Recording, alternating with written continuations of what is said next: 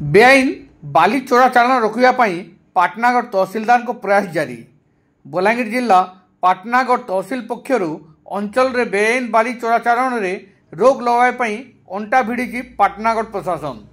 जिलापाल निर्देश क्रमे पाटनागढ़ अतिरिक्त तहसिलदार अर्जुन माझी विभिन्न बाली खोदान रे चढ़ाऊ कर बेआईन भाव में चालाण होता दुईटी बाली ट्रैक्टर को जबत कर पाटनागढ़ थाना रे जिमा देइछंती और लघु खनिज द्रव्य चोराचालान रोक आगामी दिन में प्रयास जारी रहिबो बोली कहिसंती।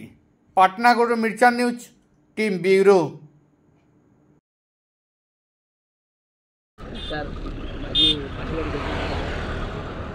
आज पाटनागढ़ तहसिल एडमिनिस्ट्रेशन और पुलिस एडमिनिस्ट्रेशन मिसिकी दुईटा गाड़ी धराही से बेआईन ट्रांजिट पास रे चलुले आबे आमर बलांगीर कलेक्टर निर्देश क्रमे और सरकार निर्देश क्रमे सबुआड़े एनफोर्समेंट ड्राइव चली जिते भी गाड़ी गुड़ाक बिना ट्रांजिट पास रे इलीगल एक्टिविटी करते समस्त को धराहबा आईन अनुजाई पदक्षेप निया।